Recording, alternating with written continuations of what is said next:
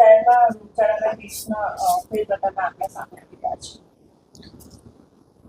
Ahmedabad municipal corporation health વિભાગ દ્વારા હાલમાં પાણીજન્ય કેસીસ બાબતે ફેબ્રુઆરી માસમાં ઝાડા ઉલટીના 141 કેસીસ, જોન્ડિસના 26 કેસીસ અને ટાઇફોઇડના 65 કેસીસ રિપોર્ટ થયેલા છે. આ બાબતે અમદાવાદ મ્યુનિસિપલ કોર્પોરેશન દ્વારા જે વિસ્તારમાંથી વધારે પાણીનું પોલ્યુશન છે, લીકેજના ઇસ્યુ આવી રહ્યા છે, ડ્રેનેજના ઇસ્યુ આવી રહ્યા છે, જ્યાંથી કેસ વધારે રિપોર્ટ થાય છે, એ પ્રકારે ટોટલ 26 એરિયા હાઈ તરીકે કન્સિડર કરવામાં આવેલા છે. અને આ તમામ વિસ્તારોમાં એવરી વીકલી ફોલોઅપ થાય, કોઈ જગ્યાએ લીકેજ ના થાય, પોલ્યુશનની કોઈ કમ્પ્લેન ના આવે તેની તકેદારી લેવામાં આવે છે. અને આ જગ્યાઓમાં મહત્તમ સેમ્પલ થાય, પાણીનું સેમ્પલ કરવામાં આવે તે પ્રકારની પણ કાર્યવાહી કરવામાં આવેલી છે. હાલમાં ચાલુ માસ દરમિયાન કોર્પોરેશનમાંથી 24,000 કરતાં પણ વધારે પાણીના સેમ્પલ લેવામાં, ક્લોરીન ટેસ્ટ કરવામાં આવેલા છે અને 3,500 જેટલી પણ વધારે પાણીના સેમ્પલ લેવામાં આવેલા છે. ટોટલ 11 જગ્યાએ પાણીના સેમ્પલ અનફિટ આવેલા છે. આ તમામ જગ્યાએ એન્જિનિયરિંગ વિભાગ દ્વારા લીકેજ જે જણાયેલું હોય તેને રિપેર કરવાની કામગીરી કરવામાં આવેલી છે.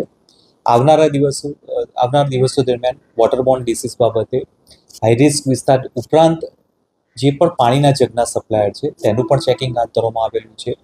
આ તમામ યુનિટમાં ક્લોરીન ડોઝર નાખે અને ક્લોરીનયુક્ત પાણી સપ્લાય થાય તે પ્રકારની પણ કાર્યવાહી કરવામાં આવેલી છે. સાથે સાથે ખાદ્ય પદાર્થના એકમ જેમ કે પાણીપુરી છે, અન્ય ખાદ્ય પદાર્થના એકમ છે, આ તમામનું પણ ચેકિંગ થાય.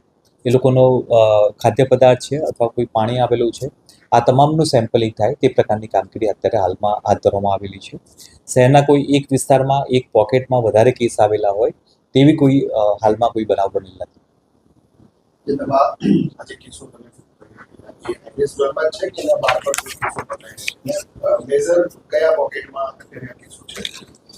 વોટરબોર્ન ડિસીઝ બાબતે જે કેસીસ રિપોર્ટ થતા હોય છે, શહેરના ઈસ્ટર્ન પાર્ટમાંથી કેસીસ રિપોર્ટ થયેલા છે. વેસ્ટર્ન પાર્ટમાં કમ્પેરેટિવલી ઓછા કેસ માલુમ પડેલા છે.